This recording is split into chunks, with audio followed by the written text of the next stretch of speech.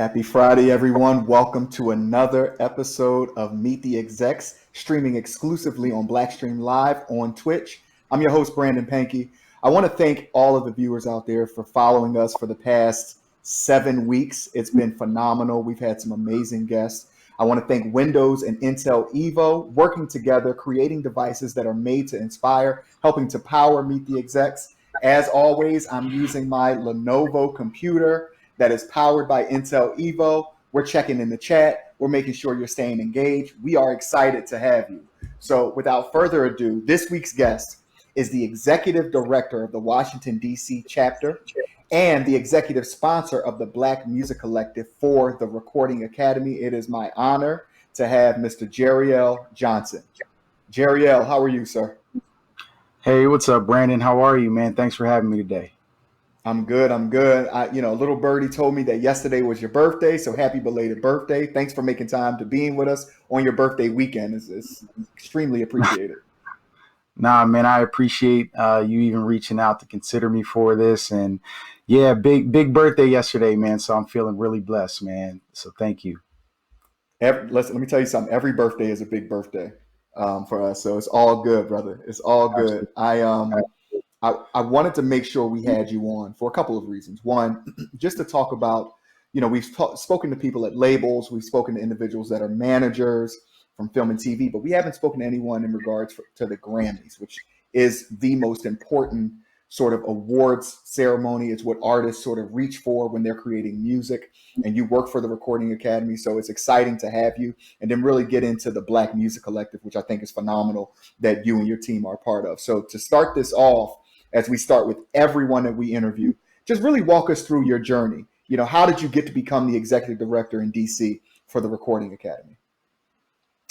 Sure. I always start this answer with the fact that I'm a musician first. I grew up as a drummer, playing drums, in church and up through high school, marching band, concert band, jazz band, orchestra, all of those things. And ultimately went to Berklee College of Music, on a scholarship to play drums. And, it wasn't until I got to Berklee that I really began to learn about the music business. And I chose that as my major.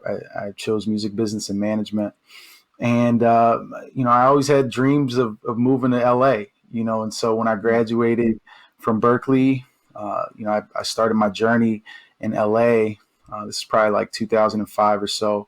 And, I was managing a couple of artists and songwriters, but also working at Starbucks and interning at Hidden Beach Recordings, actually, which, at the time is really at the height of Words and Sounds Volume 1. And they were recording the Live in Paris album when I was interning. So I got to spend a lot of time with the head of A&R there, just kind of sitting under him, Gerald Thompson, and he was very gracious, just letting me ask him 100 questions, and then from there, just started in the temp circuit in LA. A lot of times, if you can find a temp agency that, is connected to the entertainment business, they can get you these temp jobs that'll get you on these studio lots. And so I was blessed to have a friend who connected me, and, soon I, started temping at Disney. I temped at Disney Publishing, Disney Global Publishing, working with children's books. I also worked for the president of the Motion Picture Group for a short time as well, and the director of global marketing. And so as an executive assistant, I'm, honing all these skills, and learning how to set up calls and meetings and the importance of, details and all of those things, learning how to use Outlook, all, the simple things. And eventually a roommate sent me a job description for an assistant to the vice president of finance at Warner Brothers Records. And so, I applied, and they weren't really looking for someone who had a deep finance background, but more someone who was a strong executive assistant that was teachable and coachable. And so, I came in as an assistant and really began to learn, label finance and, also all of the contracts that, the artists would sign with us had to come across her desk. So I had a chance to just kind of see the way some of these deals were structured, back then. And it was a great experience. I left Warner after about 3 years. It was a great time, and I still have so many great relationships there. And went to a marketing and branding agency called Anyone Collective, and I came on as director of operations there. And really, it was they were a newer company at the time, but had a lot of big clients and were doing amazing work. And so just a lot of project management, getting projects out the door. I wasn't super versed in the print world, but, again, it was a lot of personnel management and, project management and things like that. Also negotiating some of our, agreements with prospective partners and drafting some of those as well. I would do that. I would be in that role for a short time and then transition to NBC Universal, where I began to work for, I was in the home entertainment division, in the supply chain team.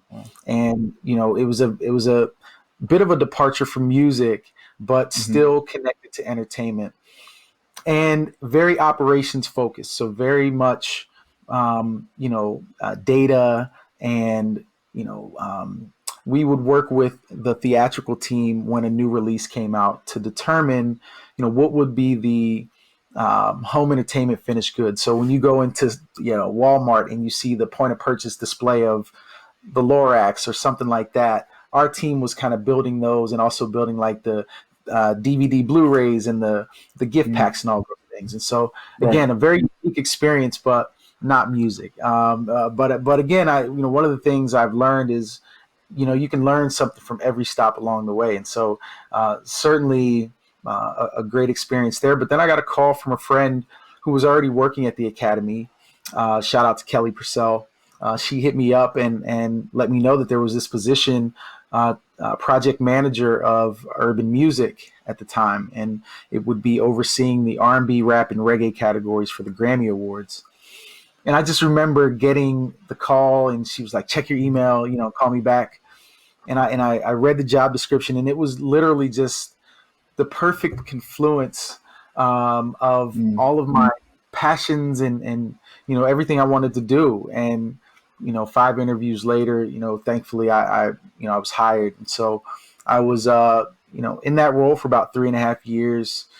It was an amazing time, and it really taught me a lot about the organization, built a lot of great relationships, made a lot of progress in the awards department. And for the R&B and rap and reggae genres in particular. And then again, just at a time when we needed to build and establish and rebuild relationships with those genres in particular, that really became a focal point of my role, was outreach and connecting with artists and connecting with their teams to educate around the Grammy Awards process, and also to educate around membership and working with my colleagues to, create programs and ways to engage the community better. From there, I, about 3.5 years later, I saw an opening for executive director of the DC chapter. And, I didn't apply at first, but, eventually I did. And, it was a series of interviews, and it just was an amazing opportunity to grow within the company. And I saw so much promise in the DC chapter, so much talent here, and so many great, leaders and, just the unique music market. And so I saw an opportunity to help and to serve.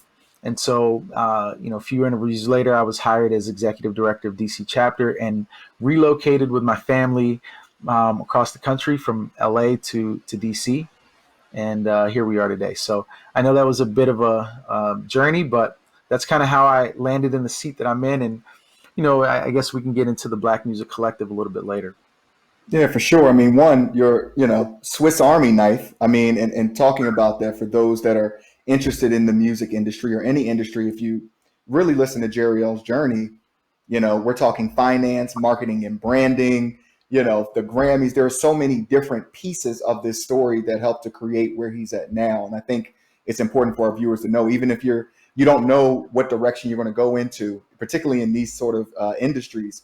It's good to learn, right? And I think that knowledge that Jeriel has picked up at each location that he's been in helps him rather in the position he is now. So that's amazing, Jeriel. First of all, congratulations Thanks for so much, everything. man. Thank you Of so course, much. of And course. I just want to add one thing to what you just said, because it's so important. There's a Sure. scripture that says, never despise humble beginnings. And, I think that sometimes, and definitely was the case for me early on, when you're in an assistant role, or you're in a support role, or even an intern, sometimes, you're like, man, I know what's hot. I know what sounds good, or I know how to put together a campaign, or I should be a vice president. Me, I'm coming out of Berklee College of Music, like, man, I know music, but I had to learn very quickly that our business is really about so much more than what you know. I think there are so many elements, experience, brain trust. I would also say, reputation, having put points on the board, and track record. I just think that it takes some time, but understand that every step and every role, there's something to learn. And I don't believe that we're released from where we are until we've garnered and learned every single thing that we can in that seat. And then it'll be time for us for our elevation. No, I agree. And Jeriel, just so you know, I started off as an executive assistant as well. And I would argue I probably learned, just as much, if not more, than I'm learning right now. And so it's important that every step of the journey is respected and valued as you use, and as the scripture absolutely points out. So I agree 1,000%. So I want to go into, before I do this, I had another question. You said you were a drummer, and then you said you went out and you started managing artists. As a musician, what made you want to pivot and do that? Why didn't you say, you know what, I'm a drummer, I'm going to remain a drummer, I'm going to make it as a drummer, versus doing, management, which is a completely different beast? Yeah, it's funny because in college I had a band called Spontaneous, and I was essentially the manager of the band. I was the drummer, but I was also the person calling the venues and setting up rehearsals, and managing all the music and all of those things, right? And the guys and the women in the band, they showed up to rehearsal, we did our thing, etc. And so that's kind of where maybe it's a little bit of my just attention to detail and passion to get things right, but I wanted our band to grow and to flourish. And so I also always love people, and just love building relationships. I also, felt like on the business side, there needs to be more representation of folks who are actual music people. I'm a musician, and so I think, I can relate to artists and relate to writers and producers in that way. I understand the creative process, and I can be a part of it, and I think it can be a resource. And so, it's funny. I didn't intend. I mean, at one point, all I wanted to do was play drums. That was it. I wanted to be a drummer. I did, and I'll still play from time to time. I'll still get calls to play different shows. I played at the Kennedy Center a few times out here in DC and things like that recently. But for the most part, it's just not like it was when I was fresh out of school and like gigging every weekend and playing for a church every weekend and auditions in LA and all of that. So It's just, I think, and part of it was the stability, I think. And this is a huge shout out to all of the musician friends I have who took that leap and said, I'm going to do this.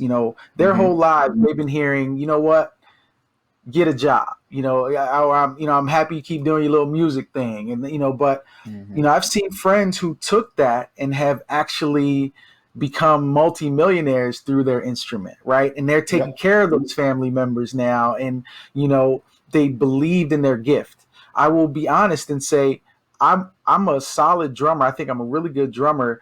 I don't know that, I was the best in the world or that I was even cut out to just go that route and like really just being that grind, and I have the utmost respect because you're on the road all the time. You got to figure it out and you're waiting for the phone to ring and things like that until, maybe you do become first call, or maybe you do, land on a gig that is steady. But shout out to all the musicians. I just felt like I'd be more effective on the business side. And then I still, again, I produce, I still play. I got my drums sitting right over there in my office. So, every now and then, I'll, hop over there and play a little bit. No, that's dope. That's dope. And shout out to all the musicians. I had a Casio keyboard when I was a kid that lit up for me, and that was the best I got to. That was the best. So let me ask, what does it mean to be an executive director for the Grammys in DC or any chapter? Sure. Yeah. So, first, it's a huge honor because our role is really to, serve first. I'll say we serve the chapter in a way that, number one, we're working directly with our boards. We're working with our elected leaders, our executive committee in particular. So the chapter president and the executive director relationship is extremely close, and we, seek to execute the vision of the Recording Academy and the mission of the Recording Academy, and then to serve our market. And so this is through professional development programs. This is through, engaging the board for outreach opportunities. This is advocacy, music education. There's so many different ways that we look to serve. And so, it's a lot of committees that we have. So we have our education committee, and we have our music business committee, and we have a social impact committee here in DC. And so each chapter just kind of varies. We all have markets that require different things. The needs of the DMV, where I serve, are going to be different than the needs of, the Philly chapter that you're in, or, our Nashville chapter and things like that. We do a lot of work across chapters as well. And I think the pandemic has really helped us to do that a lot more. It's been challenging sometimes to collaborate across chapters because of our locations, geographically, but because virtually we've been able to connect in that way. We've seen a lot more collaborative programming across the chapters right now as well. So, being an executive director is really just, stewarding the vision of the academy, working with the elected leaders. Our board, I have 29 member board, and all year we meet and try to devise ways to better serve, this music community. No, that's great. That's great. So you talked about some of these committees, right? And for some of our viewers, they're younger viewers. Let me focus on the education committee. What does the Recording Academy do from an educational perspective? I've heard of Grammy U. I know Grammy at the schools. I mean, just talk us through some of that, because I think it's important for some of our younger viewers. Yeah. Well, first of all, a big shout out to our education team and David Sears and Julie Matnansky and that whole team, and the way that they have led our organization, around music education in general. Each market, it kind of varies. I know you all have some great programs in Philly around music education. For us, we're always looking for schools that are in need every year. We want to figure out, are there schools who need support in terms of instrument donations or computers or things like that. And so every year our education committee, one of their focuses is identifying, schools in our market. We try to choose one in DC, one in Maryland, one in Virginia, and last year also one in West Virginia, to just provide a charitable donation to say, hey, we see you. We are thankful for you, and we hope that you can continue to serve the next generation of music creators. I think in general, like you mentioned, Grammy U is such a powerful, powerful program that, Jesse Allen is the director of, and, it's amazing to see how artists want to be a part of Grammy U. We have so many artists reach out and say, hey, can we do something with the students? We'll be in Atlanta. Is there a way we can stop by and do something with the Atlanta chapter or with Grammy U? And so, we're always looking to, create community for that next generation through Grammy U, through mentorship. Mentorship's so important. So asking our board members to mentor students. In our chapter, we have a really strong mentorship program where we pair, board members with Grammy U members or other aspiring music professionals. And they meet throughout the year. They coach each other, really, right? And mentorship goes both ways. So a lot of great work happens around music education. No, that's great. That's great. And so, walk me through the process. If I'm a musician, right? Mhm. What is the significance of me being a member of the Recording Academy? Does it matter? Does it not matter in regards to the voting process? Like, just walk me through that entire process of how we get to have certain albums or certain songs selected the night of the Grammys. Yeah, well, listen, the awards process is an exhaustive process, but what I can tell you is it absolutely matters. If Mm-hmm. you qualify to be a member of the Recording Academy, I think it's such an important investment. I think it's designed to be a community of your peers who you work with every day, and you're able to share information and you're able to collaborate. That is why we create the programs that we create, is to build that community, to support music creators. We know that the music business is a tough business, and so we see ourselves as the trade organization for the music community, right? And Okay. when you look at the various resources available at the academy, through Music Cares, right? If you are a musician and you can substantiate that you've been a working music professional for the last 3 years, 3 to 5 years, right? You can get help through Music Cares, whether it's dental support, medical support. Let's say you are having issues with addiction or mental health issues. Music Cares is a resource. I've seen so many people be helped through Music Cares. We've given out over $30 million in COVID relief over the Wow. last year, in COVID relief funding to music creators in need. And so I think that and that's not even to talk about the Grammy Awards process, right? Our process is only as strong as our members. And so Mm-hmm. we would love for musicians and for the music community to join the academy and to find out how to become a member and go through that process. Get your recommendations, get your credits together, make sure that you Right. have the requirements to join. And once you join, there's so many offerings, whether it's board service, again, advocacy, working with your local Congress members and letting them know your story so that they can advocate for you on the Mm-hmm. Hill. I think there's just a number of benefits to being a part of the Recording Academy. And if nothing else, I think it's community for sure. Absolutely. And community is important and it's inspirational. And Windows PCs powered by Intel Evo give you more features, and that means you can get more done.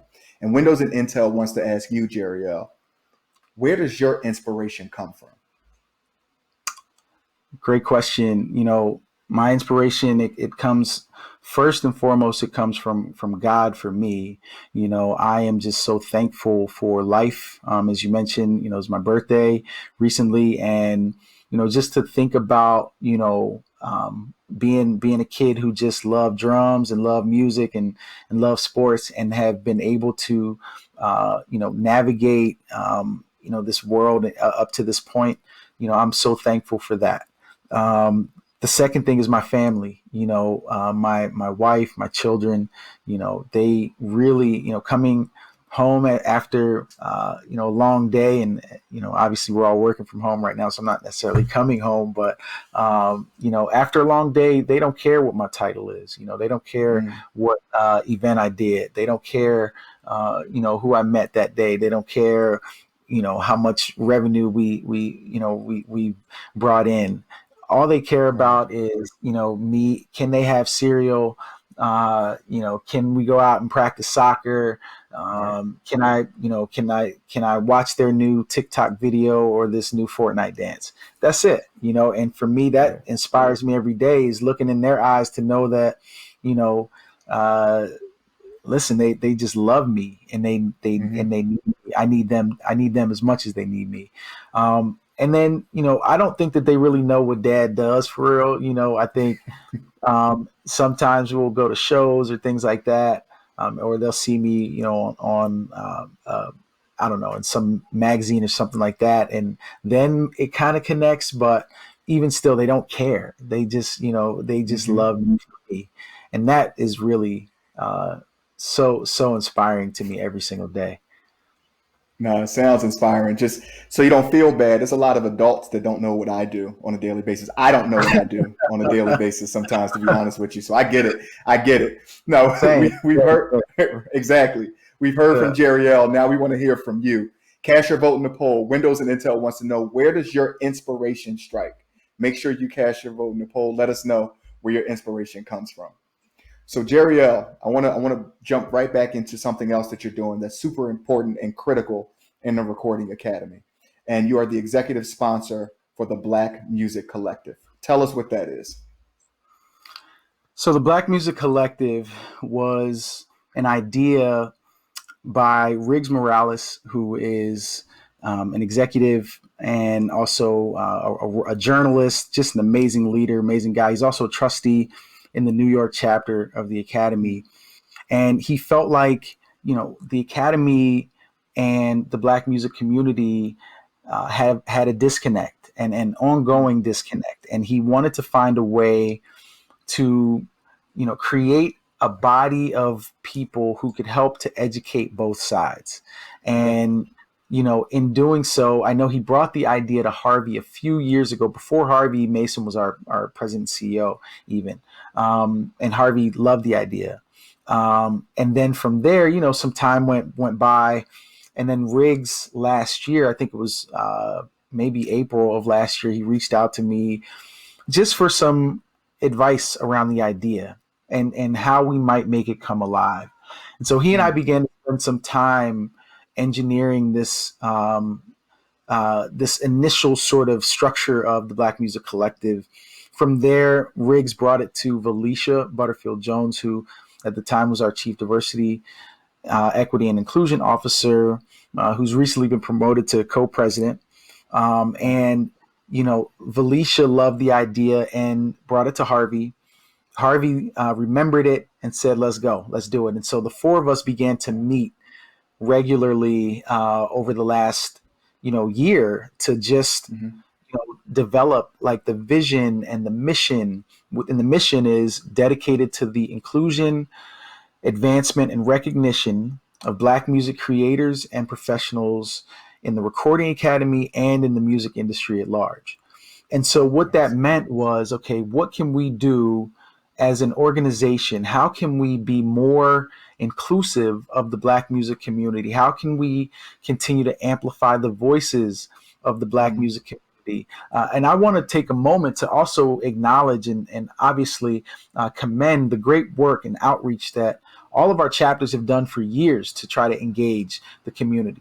And there's been a lot of success. I think there's also been a lot of opportunity for new voices, for folks to come back. I think also sometimes it's the message coming from someone else, it can be more effective. And so we felt like if we can gather a group of leaders in our business who would be willing to work with us to bring in these critical voices to become members, to because again, all of our processes, all of our committees, all of our boards are made up of members, right? And so oftentimes, if there's frustration toward the Grammys, understand that someone like myself, Jeriel, I'm a staff member at but all I'm doing and all we're doing is helping to implement and execute the vision of our board members and of our membership, right? And so, it's important that you are joining. It's important that you are becoming a member. And we knew that we needed more Black representation around our board tables, on our committees, etc. We also want to know how we can better serve in the Black music community as an organization too. And so what we began to do is first we established our honorary chairs, and we have 6 honorary chairs. They are Quincy Jones, Deborah Lee, Sylvia Rohn, Jeff Harleston, John Legend, and Jimmy Jam. And then, from there, they are sort of the overseers of our Black Music Collective. And it's amazing because when Harvey reached out to them and made the invitation, they were all, excited to be a part of it, right? We didn't have to twist arms. Like, they were like, okay, well, let's get to work and how can we help? And so that was encouraging right off the bat and a really strong cornerstone to help to build out the rest of the program. From there, we established a leadership council, and we have 23 members of the leadership council, and amazing leaders from artists to leading artists to leading executives are a part Okay. of the leadership council. And then from there, we knew it was important to expand into the chapters, and so we have 12 chapter groups around the country. Different, they vary in size, and I know you're a part of the Philadelphia Black Music Collective group, so thank you for being a part of it. Yes, But sir. again, it's so that we can hear from you, Brandon, and say what's going on the ground in Philly, and how can we, as an academy and as a collective, help? How can we serve? We Yeah. know there are so many challenges in each market that are unique to those markets, and so again, it's a body of incredible thinkers, leaders, musicians, creatives who are willing to help us be the best academy that we can be the most inclusive and diverse organization, not just in music but in the world. Sure. No, I mean, the Black Music Collective sounds incredible. It is incredible. My question would be, if I'm not necessarily a musician, do I need to be a member of the Recording Academy to be a part of something that I really believe is special? So as far as the Black Music Collective, we have folks who are on it who are not active members at the time. The process to choose, we work with the chapters, we work with the Black Music Collective to determine the members in each market.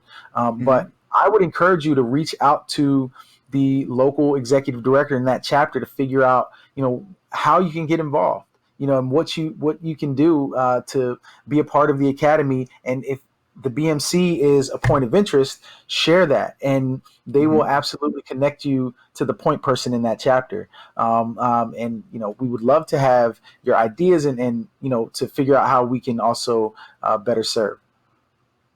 So I'm on my salesperson pitch right now. Just talk about we talked about membership for a minute, but just really talk about the ease of becoming a member. Are there options for students? Are there options, Yeah. talk about, it's easy to become a member. And I think it's important for people to be, a part of the Recording Academy so they can start to understand how the Academy works, on a day-to-day basis. Sure. Yeah. So to become a member, you need 2 letters of recommendation from a working music professional. And you also need to be able to substantiate that you are a working full-time working music professional. So this means that, when our peer review committee is taking a look at your various profiles or your candidates, your application when you've submitted, they want to see that, your footprint demonstrates that this is what you do, that you're not a hobbyist. And we love the hobbyists and we support hobbyists as well. And we think the world of those folks. But we, as an organization, we allocate our time and resources to the working music professional. And so I would say make sure that that's the first box that's checked, that this is what you do. From there, it's getting the recommendations, it's going through your process and submitting your profile, your member profile, and your application process. And then from there, the peer review committee will review your submission. And once a year, we accept a new membership class once every year. And so we just recently announced the membership class a few weeks ago for the 2021 year. And it is such an amazing and diverse class of great artists and executives. And you could see the excitement, the social engagement and folks just announcing their involvement. There was genuine happiness. So we are excited to see, the progress that we're making. There's still so much work to do, but to your point, we would love for folks to inquire. And we're, if I don't have the answer, I promise you, I'll point you in the right direction to get it. No, that's great. That's great. So everyone heard that. Just get your membership. You touched on this briefly before, but just talk about. I would say just the work that goes into the voting process. So I hear it. I know you probably hear it. There are others that are sometimes disappointed with some of the nominations that they may see in particular genres. That this may occur. Really give us an idea.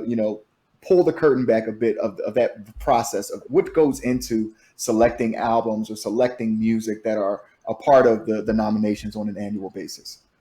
Yeah. couple things. One, I'll say this. I don't work in the awards department any longer. However, Okay. I do understand the process, and there are some things I can share just from very top line level. Yep. The entire process is peer to peer, right? So it's all about, your peers listening to the music and determining, what they like best. And so, we go through for the entry process where music is being submitted. So I think yesterday, the 29th was the last day of the first round of entries. So music is being submitted, for in different genres. Those genre managers are then receiving in the music. They're screening the music, meaning they're listening to it to determine, what category it goes in. They're making sure it fits within the eligibility window and all of those requirements, et cetera. And then from there are committees that are put together that further screen the music and determine where it will ultimately land on the ballot that goes out to the voting members, right? Okay. And so that ballot then goes to the voters, and we just need our voters to vote. That's the main thing. Is we need our voters to vote. It's very important that you're using that part of your membership, right? That you're exercising that civic duty of your Academy membership, right? Is to vote on the Grammy Awards process. And and look, there were a lot of changes to the awards process this year, and there's going to be a lot of materials to educate around those changes in the coming weeks, and there already have been, right? We're already starting to just kind of put information out there how there's no longer nominations review committees, and so the ballot will just go right back to the members, which is something that we know that the community wanted. And so again, proposal submitted. The proposal went through the proper channels. It was approved by our trustees and it was implemented. And so I think it's important to note that change is absolutely possible at the Academy. You can really drive change as a member. There are ways to make changes, it's a process to do it, but you gotta go through it and stick by it. And, that's the only way we can stay relevant. And that's the only way we can evolve, is that if our members are actively engaged. Absolutely. Absolutely. So is there anything you can tell us, anything exciting coming up that the Recording Academy is working on? The Black Music Collective, of course, and that's going to continue to grow and thrive. Anything else you can give us some spoilers on here on Meet the Execs? Oh man, I'm not gonna be out here. It'd be Meet the Former Exec if I talk too much on here. I'm not gonna roll out anything today. Yeah. But what I'll say is, it's a new day at our organization. It really is. It's so much positive energy, so much action. It's a true bias for action, true leadership that is, about it. Like our leaders, like they are not just talking. Like if you look at it, we're making an impact. We're making changes. So just stay plugged up with us. Follow us on social. Make sure you follow the Black Music Collective's Instagram at Black Music Collective. Follow the Recording Academy page for all the updates, our stories. We're always featuring the various things that are happening around the country and around the Academy in our stories and on our feed. So, always. I wouldn't even have time to tell you everything that's coming up anyway. But yeah, I want to be invited back one day as an exec too. So yeah, man. Yeah. If Live Nation Urban ever gets rid of me, I'm starting Meet the Former Execs as my new series. I probably won't be able to afford the equipment that I need to start it, but I'll figure it out. Right. But no, I hear you, bro. I have a last question, and it's a two-part question, and it may be one and the same. Jeriel, what do you want your legacy in the music industry to be? And what do you want your legacy in life to be? And again, it could be one and the same, or it could be different. Wow, that's a question I don't know that I've ever been asked. What I want my legacy in the music business to be is that I fought for music creators of all backgrounds to be treated fairly, and to be helped and to be served. I want to be known as a servant leader. When it's all said and done, that I was a leader with a servant's heart. That all I've ever wanted to do is be around music and to serve. So to be able to do those things, I hope that that's my legacy Yeah. in the music business. But as a man, my legacy is my family, and I want people to know that, I strive to be the very best man, the best father, and the best husband that I could be. Yeah. And I am not perfect. And I have so many things I'm always working on, but I can say that, I strive to be the best dad every Mm. single day of my life. And, that's something I'm really proud of, and that I hope is my legacy. Ah, that's a fitting way to end this interview, and a blessing, man. And Jeriel, I'm super excited about everything you have going on at the Academy. Definitely excited about the Black Music Collective, and just thankful that you were able to make time today, man. So sincerely appreciate it. Brandon, thank you, man. Just take a moment to just thank you and acknowledge you, man. I think I've known you for a few years, Yeah. and have, just seen you, how you move, man, and how loved you are, and how respected you are in our business. Oh, man. And, you move with integrity. And I appreciate you, man. I'm glad to call you a friend, and I'm honored that, you even invited me to do this today, because I could be sitting here interviewing you just the same, and asking Stop you it. your journey. You know what I mean? Because you're a powerful brother, man. So keep going. Congrats on Yes, sir. everything that's happening with everything, with Live Nation Urban, with Apex, everything, man. So keep it going, brother. You know I'm emotional. You almost got me. You almost got me, brother. You almost got me. Nah, but thank you, man. That means a lot coming from you, Jeriel, man. And again, congrats on everything. Happy belated birthday, brother. Enjoy the weekend, and just enjoy life, man. Truly a blessing to have you on here. So thank you. Thank you, man. Thanks for having me, bro. Take care. All the best to you. Absolutely. Jeriel Johnson, Executive Director of the Washington, D.C. chapter of the Recording Academy, and also executive sponsor of the Black Music Collective at the Recording Academy. Jeriel is an amazing, amazing guest. I want to thank everybody for being with us again today. I want to thank Windows and Intel Evo, working together, creating devices that are made to inspire. Next week, and I don't want to tear up because he got me emotional already. But next week is the season finale of Meet the Execs. It's been an incredible 7 weeks, really talking to some of the best and brightest executives in the music industry, telling us their journeys, telling us their stories. And we want to end next week with a bang. I'm excited. I'm excited that you've tuned in every week, been a part of this. Thank you so much. I want everyone to enjoy their weekend. Make sure you follow and subscribe to BlackStream Live exclusively on Twitch. And make sure you check out Windows and Intel Evo, who have powered Meet the Execs. I'm your host, Brandon Pankey, and we'll see you next week for the season finale. Take care.